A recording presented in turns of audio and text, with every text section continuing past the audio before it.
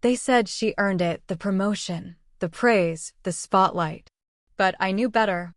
I knew she'd stepped into a trap, the same one she thought she'd built for me. My name's Emily Carter, 31, Senior Operations Analyst at Hawthorne and Reed, a finance consulting firm in downtown Chicago. For the past 4 years, my life revolved around spreadsheets, performance reviews, and a woman who made me question everything I believed about loyalty, Vanessa Cole. Vanessa was my teammate, my lunch partner, my work bestie. At least, that's what everyone thought. We'd started at the firm the same year, both ambitious and hungry to rise. But while I worked quietly, Vanessa worked strategically. She had a smile for every executive, a story for every client, and a plan for every opportunity. And me? I was the one fixing her errors behind the scenes. Still, I didn't mind. Back then, I believed in teamwork, in fairness. I thought if I worked hard enough, people would notice. But in corporate America, merit isn't currency. Manipulation is. Last spring, our division director, Greg Mason, announced that one of us would be promoted to project lead, a role that meant higher pay, a private office, and direct access to upper management. I'd been preparing for that moment all year. Vanessa, on the other hand, had been preparing something else. She began to charm Greg, laughing at his jokes, volunteering for after-hours brainstorming sessions, and conveniently looping me out of meetings. She'd message me late at night saying, "Don't worry, I'll catch you up tomorrow. You deserve a break." I wanted to believe her. I did believe her, until I noticed the subtle shifts. Her report started looking more like mine, same formatting, same phrasing, even my analysis structure. One morning, I found a presentation on her desk labeled Client Portfolio Efficiency Review. It was my project, my data, my conclusions. And she'd erased my name from every slide. I confronted her in the break room. My hands were shaking so badly I nearly spilled my coffee.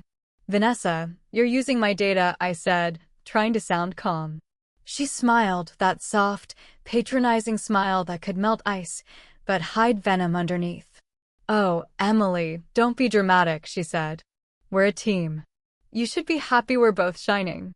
That word, it suddenly felt like a knife. When Greg announced Vanessa's promotion a week later, the applause was deafening. She hugged me in front of everyone, whispering, "You're my inspiration, Em." I smiled for the cameras, but inside, something broke. That night, I stayed in the office long after everyone had gone. The silence of the empty floor buzzed in my ears. Her new nameplate, Vanessa Cole, project lead, gleamed under the dim hallway lights. And as I stared at it, a thought crept in, quiet but sharp. What if I let her believe she'd won? Because if there's one thing Vanessa never understood about me, it's that I don't react. I calculate. Still, in the days that followed, I tried to bury my anger under professionalism. I congratulated her in meetings, offered help when she looked stressed, even laughed when she bragged about her innovative ideas. But every time I looked at her across the office, something in her eyes made my stomach twist. It wasn't confidence. It was fear, the kind that hides behind pride. Then one evening, I overheard Greg in his office, talking on the phone. His tone was serious, almost worried. "I don't care how good she looks on paper," he said. "If the audit doesn't line up, we're all in trouble." Audit. That word stuck with me like a shadow. I'd handled every internal audit since I joined the firm. But this time, Vanessa had taken over that responsibility as part of her leadership initiative. When I checked the shared drives later that night, half of her financial review files were missing. The ones still there had been altered. That was when I felt it, a mix of intuition, hurt, and denial fighting inside me. Was she covering something up? Or was I just paranoid, the jealous coworker who couldn't accept defeat? I closed my laptop, staring at the city lights outside my window. For the first time in months, the skyline looked unfamiliar. Every flickering light felt like a warning I didn't want to read. Vanessa had built her promotion on lies. But what she didn't know was that I'd already started building something too. Something that would turn her own trap against her. And by the time she realized it, it would be too late. The first red flag came wrapped in charm. Vanessa had always been good at winning people over, but after her promotion, she wasn't just friendly, she was strategic.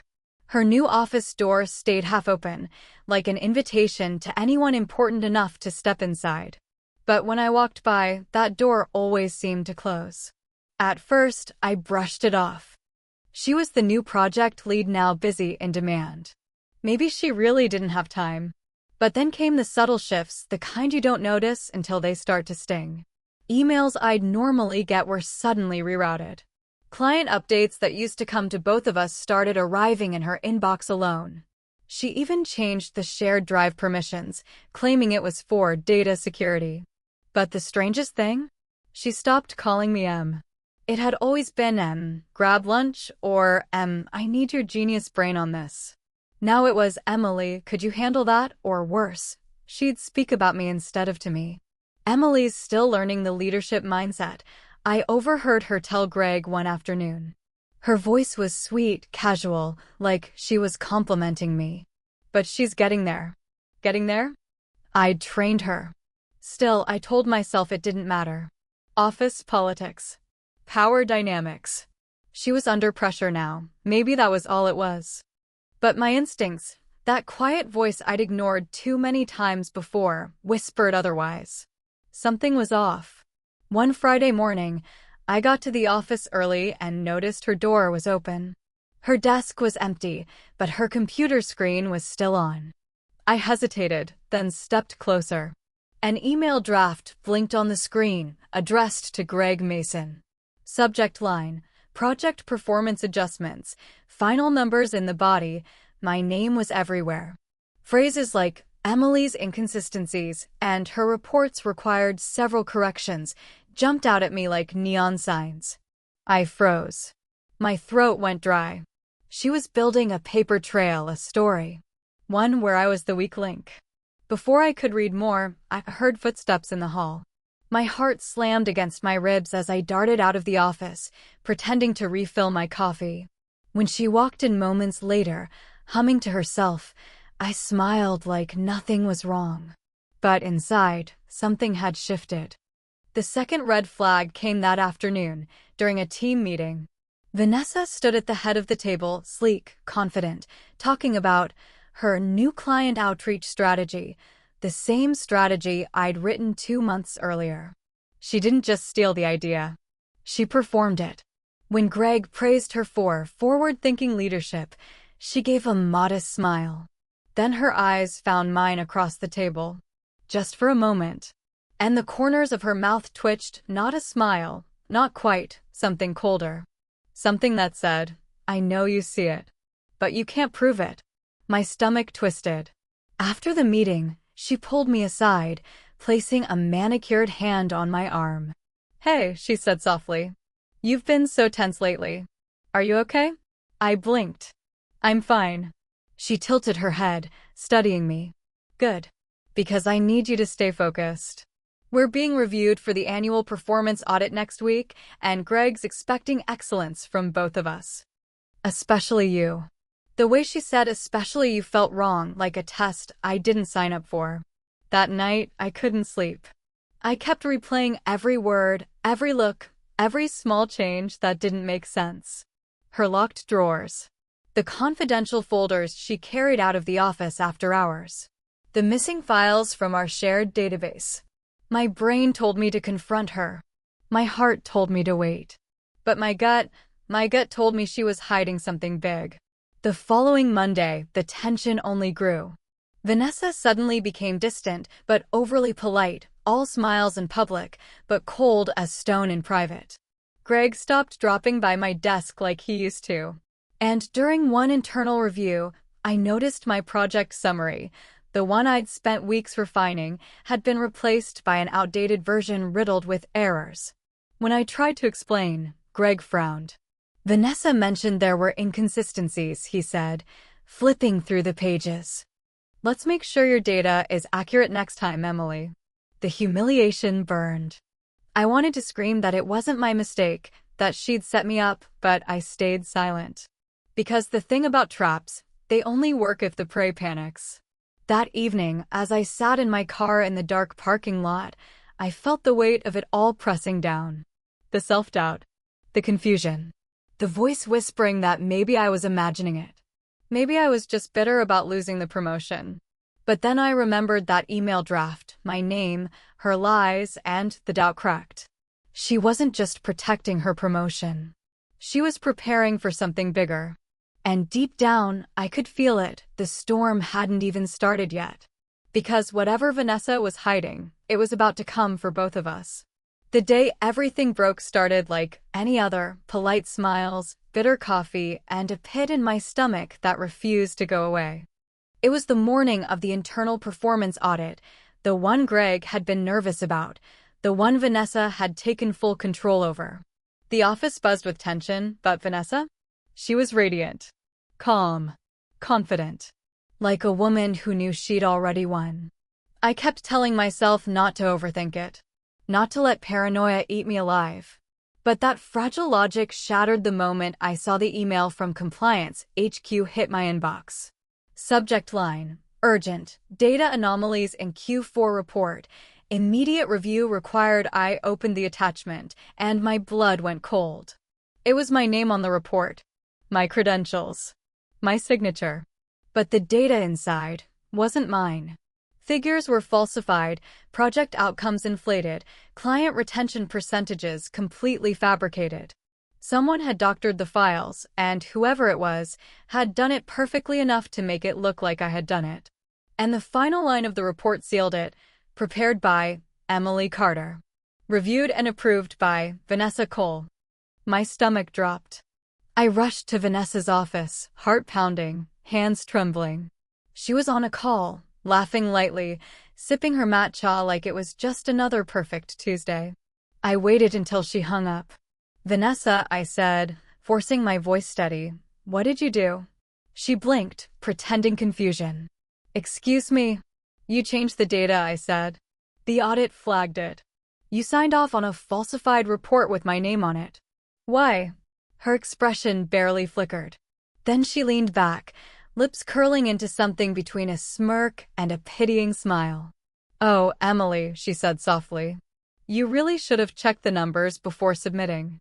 I didn't submit, I started, but she cut me off. I get it, she said, feigning sympathy. You've been under pressure. Mistakes happen.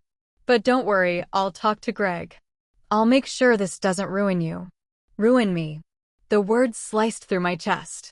I realized then that this wasn't an accident. It was a setup, a perfectly orchestrated one.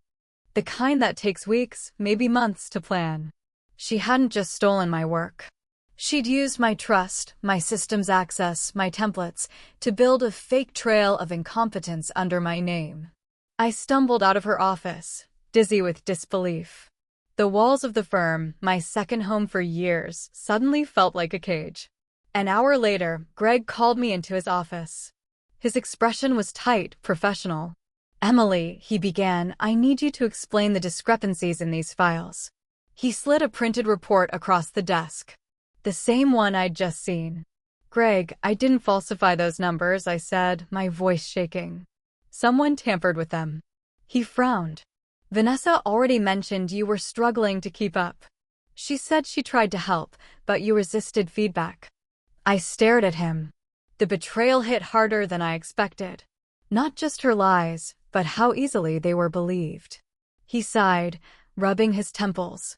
Look, I like you, Emily. But this could be serious.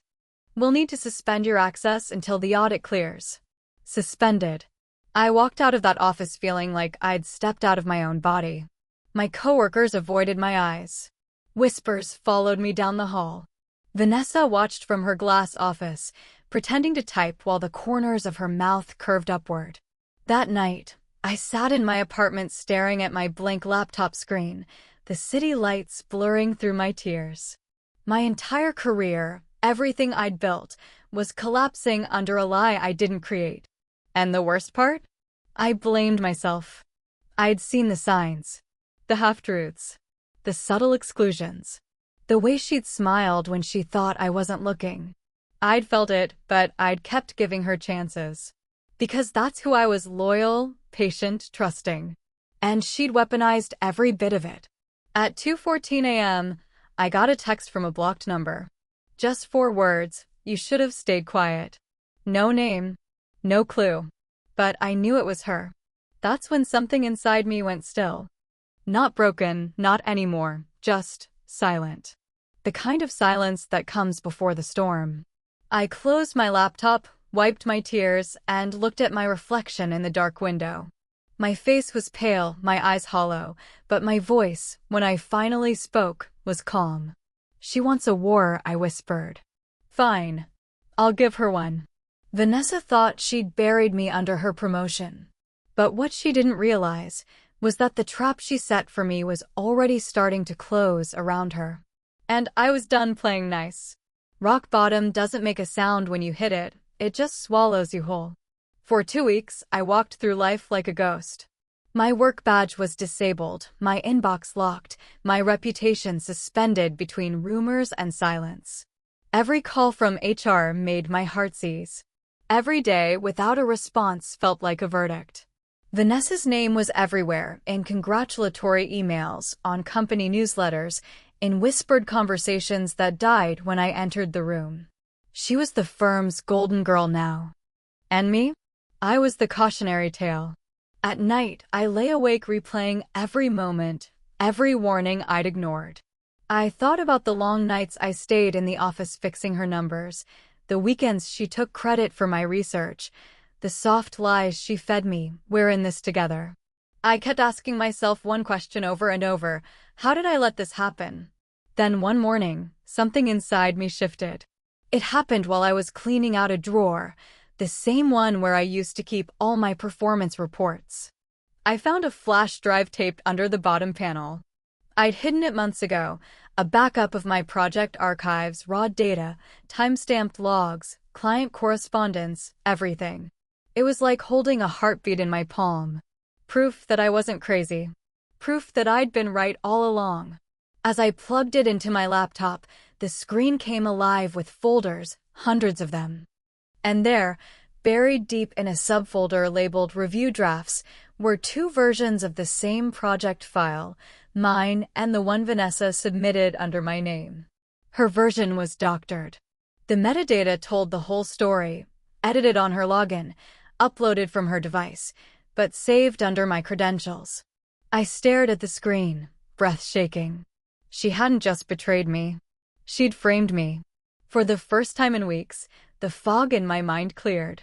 The pain didn't disappear, it hardened. It stopped being grief and became focus.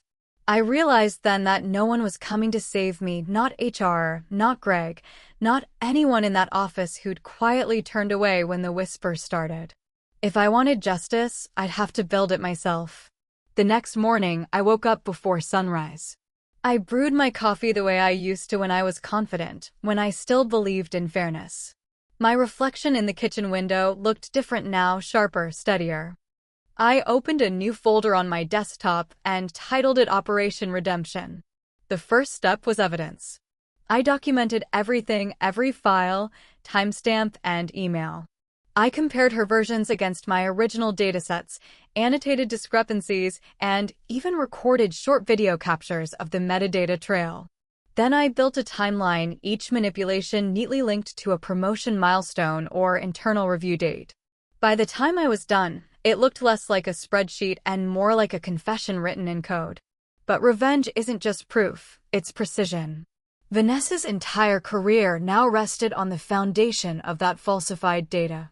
The same report she used to discredit me was the one that earned her praise, bonuses, and executive trust. All I had to do was give that truth a little sunlight. Still, I didn't act right away. I knew the game she played: optics, timing, narrative. If I struck too soon, I'd look desperate, emotional. If I waited, I could make her confidence work against her. So I smiled. For the first time in months, I smiled. I returned to work quietly after the temporary suspension, keeping my head down. Greg seemed distant but civil. Vanessa greeted me with that same poisonous sweetness. "Good to have you back, Emily." I thanked her. I even brought her coffee one morning. She didn't notice the subtle tremor in my hand when I handed it over. Inside, I was done breaking. Every glance she gave me, every fake compliment, every sly remark, it all just sharpened my resolve.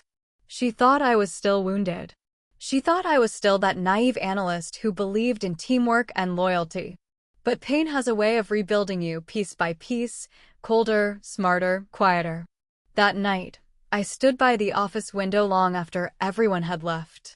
The city lights shimmered on the glass, reflected back at me like 100 tiny flames. I realized then that I didn't want just revenge. I wanted clarity, for her to feel what I'd felt. To watch everything she built on deceit collapse under its own weight. She'd set the trap to destroy me. Now I would use it to destroy her. The difference? Mine would be silent, surgical, untraceable. As I packed up to leave, my phone buzzed with a message from Greg. "Vanessa wants to review next quarter's audit with you tomorrow. 10 a.m. Be ready." I stared at the screen, a slow smile spreading across my face. Perfect. Tomorrow, the woman who thought she'd won would walk straight into the same kind of trap she once built, only this time, she wouldn't walk out unscathed. Because I was no longer the victim of her story. I was about to become its author. The plan started with a single, savage truth: evidence breeds, lies suffocate. I began with the metadata, the tiny, honest footprints most people ignore.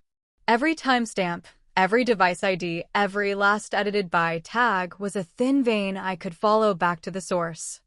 I copied the flash drive files into 3 separate encrypted folders, labeled them with dates and a single word: immutable. My next move was territorial. I rebuilt the timeline, but this time I gave it a spine. I printed hard copies, numbered them, and cross-referenced emails with server logs. Each inconsistency became a little hammer blow to the story Vanessa had told Greg and HR. Every falsified percentage was paired with an original data pull showing the truth. I annotated, highlighted, and then rewound so nothing could be accused of improvisation. Then I played the long game. Trust as camouflage. I smiled at Vanessa in the hallway, brought her coffee with the same steady hand, and asked for her opinion on trivial matters. She relaxed. She revealed small things where she kept her notes, how she named folders, who she forwarded drafts to. She thought I was broken. She thought she'd won. She didn't see the look on my face that cataloged everything. I mapped her allies. People are predictable. They align by convenience, not loyalty.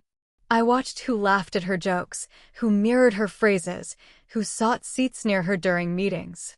With surgical patience, I cultivated contacts who were neutral: the junior analyst who never liked office drama, the receptionist who remembered late-night departures, the IT technician who always fixed permission glitches. I asked innocent questions and stored their answers like currency. Then I set emotional traps, not to hurt, but to reveal. I sent a carefully worded, anonymous tip to Compliance HQ about irregularities in the Q4 submissions. The language was clinical, thin of accusation, but heavy with specifics: file names, submission windows, and a note to check revision histories. I watched Vanessa from across the office the following week. She tightened like a stringed instrument when auditors poked around. She performed normalcy, but under pressure, cracks show. At the same time, I seeded doubt subtly inside the firm. I drafted a pretend memo, neutral, bureaucratic, about strengthening file authentication procedures. I leaked it through the right channels so it circulated to executives. The memo didn't name names, but it made everyone look at their logs. When people began asking questions, the rumor mill churned quietly towards skepticism, and skepticism is contagious. I used social engineering like a scalpel. I created a plausible-sounding external email from a vendor that we actually used, requesting confirmation of a set of figures. The vendor account wasn't real, but the format was authentic. When Vanessa forwarded the requested details without verifying, she exposed a pattern of complacency. I saved that forwarded message as another piece of the mosaic. I amplified optics with restraint. I scheduled a casual coffee with Greg under the guise of career advice. I asked him about audit priorities and how the firm viewed leadership accountability. He spoke openly, nervy but candid, about reputational risk. I didn't accuse. I listened. His words later became the scaffolding for the case that would unmake Vanessa's narrative. I tightened security around my own movements. I copied server logs to my personal drive the way a soldier secures ammunition. I made sure my steps were blind to cameras that mattered and visible to witnesses who would corroborate my late-night data checks. I practiced plausible deniability until it felt like armor. I baited empathy where it would hurt her most. I let Vanessa overhear a fabricated conversation about an upcoming client visit, a visit she couldn't afford to fail. Her reaction was immediate: rushed preparations, unauthorized access requests, whispered calls. Each flustered move was recorded and archived. I wasn't cruel. I was meticulous. Cruelty would be obvious. Precision would be lethal. And always, I kept my face soft. There's power in appearing harmless.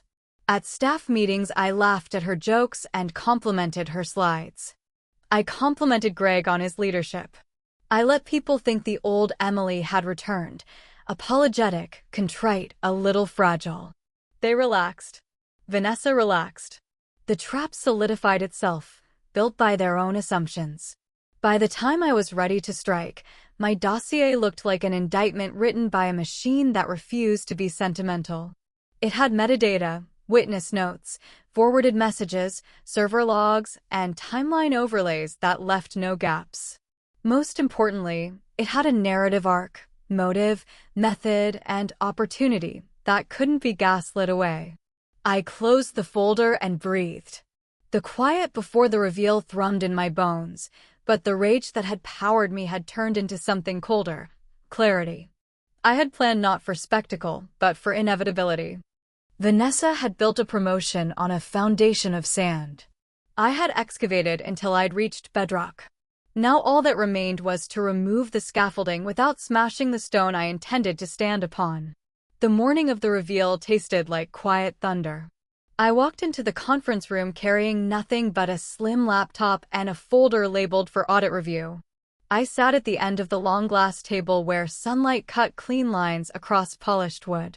Around me were the faces that had watched me fall: Greg, two partners from compliance, Vanessa with her new title shining on her nameplate, and a scattering of colleagues who had been quick to whisper. My hands were steady. I connected the laptop and pressed play on a short screen recording I'd made of file history and metadata. The room hummed as the timeline scrolled: file origins, device IDs, login IPs. Each timestamp slid into view like a dropped domino. Vanessa's breath hitched when she saw her own username beside edits falsely attributed to me. The partners leaned forward. Greg's jaw clenched, but his eyes searched me for panic. He found none. I began to speak, not with accusation, but with sequence.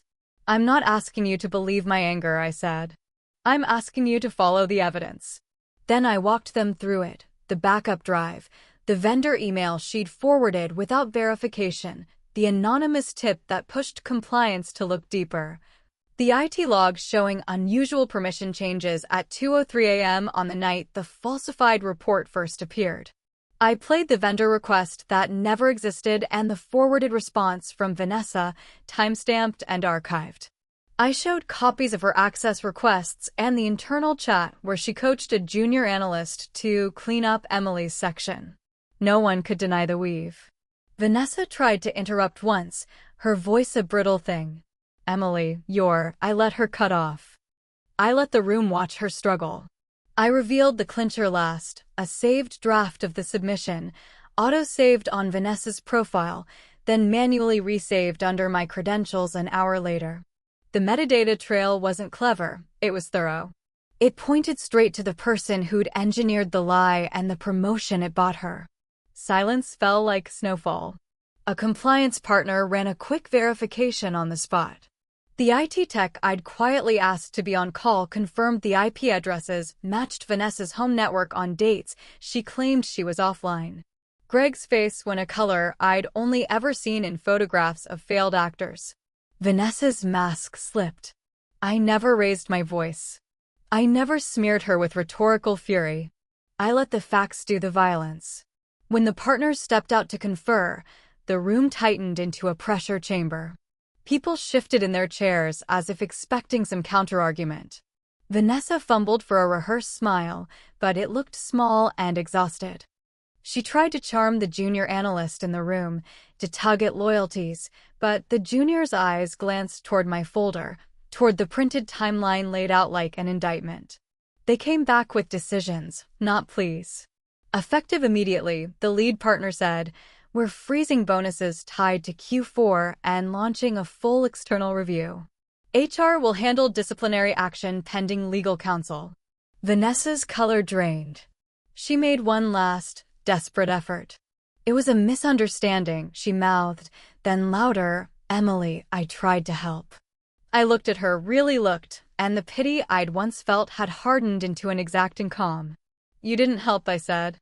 "You framed me. And you built your promotion on it." The room exhaled. Greg's lips parted and closed. He had no words that would fix what had been done. Murmurs swelled into conversations. Phones buzzed. People who had avoided me now glanced away from Vanessa, their curiosity sharpened into judgment. The public part of the humiliation was surgical. Vanessa's promotion, the announcement banner on the company portal, and the praise emails were quietly retracted. An internal memo arrived that afternoon, formal and neutral, asking employees to cooperate with compliance. The partners' faces in the hallway were unreadable. The office grapevine hummed with a new frequency. The private part of the collapse was quieter but no less devastating. Vanessa retreated to her office and began deleting messages in a panicked, impotent way. She called her mentors, expecting defense. Some responded with tentative questions instead of support. The junior analyst who once mirrored her phrases now avoided eye contact entirely. The receptionist declined to vouch for late-night departures she'd witnessed. Alliances that had seemed solid dissolved like sugar in boiling water. I watched it all with a strange mixture of grief and relief. When the dust settled, HR escorted Vanessa to a meeting that would decide her fate. People sometimes asked later if I felt elated in that moment. I didn't. What I felt was closure, a small, bright thing like a match struck in the dark. The wound didn't vanish, but the infection was contained. I walked home that evening through streets I'd noticed only in passing before. The city looked the same. My reflection in the store windows looked different. There was a new hardness around my mouth, a refusal to be small again. I had delivered the revenge with precision, not spectacle. I'd returned to the table with evidence, patience, and a terrifying steadiness. Vanessa lost more than a title that day. She lost the theater of control she'd built on my back. But as the partners sifted through legal possibilities, I understood something essential. The trap she set to destroy me had detonated on her own terms because I refused to be panicked into wrongdoing. The calm after the climax felt less like triumph and more like a settling of accounts. And as I sat alone that night, hands folded, I didn't celebrate. I planned the next step, not for revenge, but for reclamation. The world didn't end with Vanessa's downfall, it just got quieter. A week after the board's verdict, her office stood empty. Her nameplate, once polished to a shine, had been removed. The blinds were half drawn, and through the glass I could still see the faint outlines where her framed certificates had hung. The silence in that space was the kind that made people whisper as they passed by, not out of respect, but relief. She was gone. And yet, the echoes of what she'd done lingered everywhere. The team she'd built began to unravel without her manipulative glue. Meetings suddenly felt honest, lighter. Greg stopped performing his authority like a stage act. And the partners, the same ones who once questioned my loyalty, now asked for my input with a sincerity that was almost uncomfortable. But the real change wasn't in the office. It was in me. For months, I had lived like a shadow of myself, second-guessing every word, shrinking beneath the weight of someone else's ambition. I'd mistaken silence for grace, patience for weakness. I thought if I stayed calm long enough, truth would rise on its own. It didn't. I had to build it, one piece of evidence, one sleepless night at a time. Now, I understood something I never did before. Justice doesn't shout, it calculates. When the external audit closed, compliance issued a final report clearing my name completely. The partners offered me the position Vanessa had stolen, but I didn't take it. Not immediately. I asked for time to think. Because revenge wasn't supposed to be my ending. Healing was. I took a week off and drove out to the coast, to a small cabin I hadn't visited in years. I remember standing on the edge of the pier, watching the ocean breathe, wild, endless, untamed. I thought about every late night I'd spent rewriting my reports, every humiliation I'd swallowed while Vanessa smiled across the boardroom table. That pain had once defined me, but now it felt smaller, distant, like something that happened to another version of me who didn't yet know her own fire. On my third morning there, an email arrived. It was from Greg. "We're closing the case. HR finalized her termination today. You were right all along. And for what it's worth, I'm sorry." I stared at those words for a long time. Not because I wanted the apology, but because I finally didn't need it. When I returned to the office 2 weeks later, people looked at me differently. Not with pity, not with curiosity, but with a kind of quiet respect that can't be faked. I walked past Vanessa's old desk, now occupied by a new intern who smiled nervously when I said hello. The circle had closed. In the end, poetic justice didn't roar. It whispered. Vanessa's reputation in the industry evaporated overnight. The company that once celebrated her refused to provide a reference. Rumor had it she'd tried applying elsewhere under a different name, but her past followed her like a shadow she couldn't shake. Every door she'd kicked open for herself slammed quietly shut. And me? I didn't just rebuild my career, I rebuilt my peace. I accepted a position at a smaller firm that valued ethics over theatrics. I mentored new hires, teaching them what no one had taught me, that power built on deceit always collapses, no matter how pretty the presentation slides look. Sometimes, at night, I still think about her, not with anger, but with understanding. People like Vanessa mistake cruelty for cleverness. They think success stolen from others will last longer than it does. But the universe keeps receipts, and sooner or later, the bill arrives. And when it does, it's always exact. My revenge wasn't in watching her lose. It was in walking away free, unchained, unapologetic, and unbreakable. Because the real promotion I earned wasn't a title. It was peace. If you've ever been betrayed, by a coworker, a friend, or someone you trusted, remember this. You don't have to fight dirty to win. Sometimes the most powerful revenge is silence, followed by undeniable success. What about you? Have you ever had to reclaim something someone tried to steal from you? Tell me in the comments. I'd love to hear your story. And if this story hit home, subscribe for more, because sometimes the best justice is poetic.